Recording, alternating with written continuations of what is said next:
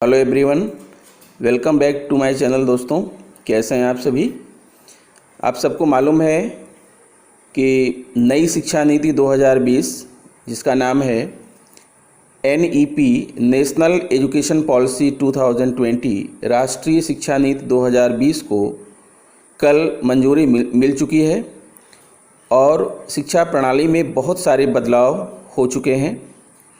आइए हम इस वीडियो में आपके साथ साझा करते हैं 10 ऐसे महत्वपूर्ण बदलाव, 10 ऐसी महत्वपूर्ण बातें जिनका जानना आपके लिए बहुत ही आवश्यक है।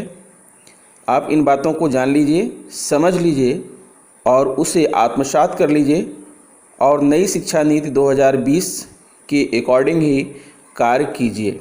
तो आइए मित्रों, हम शुरू करते हैं अपना वीडियो और आपको बताते हैं कि नई शिक्षा नीति जिसका नाम है नेशनल एजुकेशन पॉलिसी 2020 में 10 ऐसी कौन सी महत्वपूर्ण बातें हैं जो आपके लिए बेहद ज़रूरी हैं।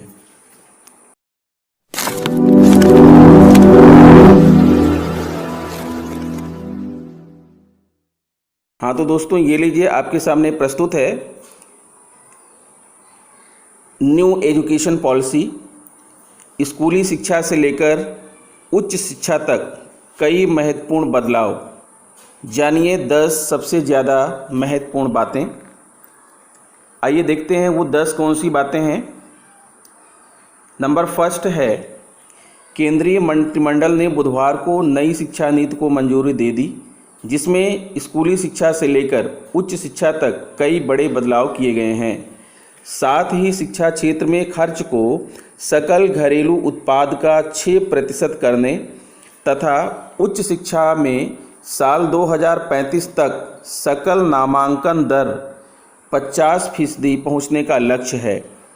सूचना एवं प्रसारण मंत्री प्रकाश जावड़ेकर ने संवाददाताओं को बताया कि प्रधानमंत्री नरेंद्र मोदी की अध्यक्षता में हुई केंद्रीय मंत्रिमंडल की बैठक में नई शिक्षा नीति को मंजूरी दी गई।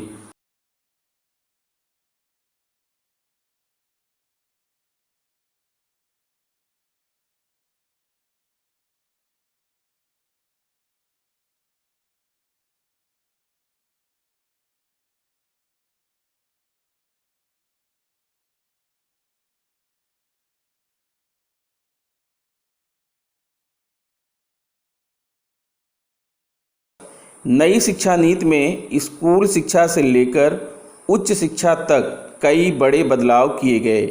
इसमें लॉ और मेडिकल शिक्षा को छोड़कर उच्च शिक्षा के लिए सिंगल रेगुलेटर, एकल नियामक रहेगा। इसके अलावा उच्च शिक्षा में 2035 तक 50% सकल नामांकन दर पहुंचने का लक्ष्य है। फिर नंबर 2 है, नई नीति में मल्टीपल एंट्री और एग्जिट, बहुस्तरीय प्रवेश एवं निकासी व्यवस्था लागू किया गया है। खरे ने बताया कि आज की व्यवस्था में अगर 4 साल इंजीनियरिंग पढ़ने या 6 सेमेस्टर पढ़ने के बाद किसी कारणवश आगे नहीं पढ़ पाते हैं तो कोई उपाय नहीं होता, लेकिन मल्टीपल एंट्री और एग्जिट सिस्टम में 1 साल के बाद सर्टिफिकेट, 2 साल के बाद डिप्लोमा और 3 या 4 साल के बाद डिग्री मिल जाएगी। यह छात्रों के हित में एक बड़ा फैसला है। तीसरी महत्वपूर्ण बात यह है कि जो छात्र रिसर्च में जाना चाहते हैं उनके लिए 4 साल का डिग्री प्रोग्राम होगा, जबकि जो लोग नौकरी में जाना चाहते हैं वो 3 साल का ही डिग्री प्रोग्राम करेंगे। नई व्यवस्था में MA और डिग्री प्रोग्राम के बाद MPhil करने से छूट की भी एक व्यवस्था की गई है। अगला पॉइंट है, उच्च शिक्षा सचिव अमित खरे ने कहा, शिक्षा में कुल GDP का अभी करीब 4.43% खर्च हो रहा है, लेकिन उसे 6% करने का लक्ष्य है और केंद्र एवं राज्य मिलकर इस लक्ष्य को हासिल करेंगे। फिर नेक्स्ट पॉइंट है, उन्होंने कहा कि हिंदी और अंग्रेजी भाषाओं के अलावा 8 क्षेत्रीय भाषाओं में भी कोर्स होगा। वर्चुअल लैब के कार्यक्रमों को आगे बढ़ाया जाएगा। इसके साथ ही नेशनल एजुकेशन टेक्नोलॉजी फोरम बनाया जा रहा है। नेक्स्ट पॉइंट है, उन्होंने कहा कि नेशनल रिसर्च फाउंडेशन NRF की स्थापना होगी, जिससे अनुसंधान एवं नवाचार को बढ़ावा मिलेगा। मानव संसाधन विकास मंत्रालय का नाम अब शिक्षा मंत्रालय कर दिया गया है। शिक्षा, टीचिंग, लर्निंग और असेसमेंट में तकनीकी को बढ़ावा दिया जाएगा। तकनीकी के माध्यम से दिव्यांगजनों में शिक्षा को बढ़ावा दिया जाएगा। और अगला पॉइंट है मित्रों, वहीं स्कूली शिक्षा सचिव अनीता करवल ने बताया कि राष्ट्रीय पाठ्यचर्या 2005 यानी NCF 2005 के 15 वर्ष हो गए हैं और अब नया पाठ्यचर्या आएगा। इसी प्रकार से शिक्षक शिक्षा के पाठ्यक्रम के भी 11 साल हो गए हैं, इसमें भी सुधार होगा। फिर नेक्स्ट पॉइंट है, बोर्ड परीक्षा के भार को कम करने की नई नीति में पहल की गई है। बोर्ड परीक्षा को 2 भागों में बांटा जा सकता है, जो वस्तुनिष्ठ और विषय आधारित हो सकता है। उन्होंने बताया कि शिक्षा का माध्यम 5वीं कक्षा तक मातृभाषा, क्षेत्रीय भाषा या घर की भाषा में हो। बालिकाओं के लिए लैंगिक शिक्षा कोर्स की बात कही गई है।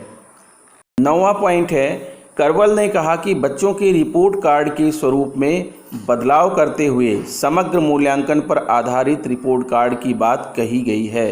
हर कक्षा में जीवन कौशल परखने पर जोर होगा, ताकि जब बच्चा 12वीं कक्षा में निकलेगा तो उसके पास पूरा पोर्टफोलियो होगा। इसके अलावा पारदर्शी एवं ऑनलाइन शिक्षा को आगे बढ़ाने पर जोर दिया गया है। इस अवसर पर मानव संसाधन विकास मंत्री श्री रमेश पोखरियाल निशंक जी ने कहा कि नए भारत के निर्माण में नई शिक्षा नीति 2020 मील का पत्थर साबित होगी।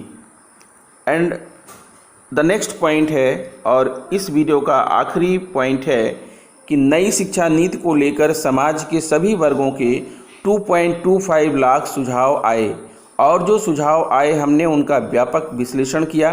भारतीय अंतरिक्ष अनुसंधान संगठन इसरो के पूर्व अध्यक्ष के कस्तूरी रंगन की अध्यक्षता वाली समिति ने पिछले वर्ष मानव संसाधन विकास मंत्री रमेश पोखरियाल निशंक जी को नई शिक्षा नीति का मसौदा सौंपा था, जब निशंक ने मंत्रालय का कार्यभार संभाला था।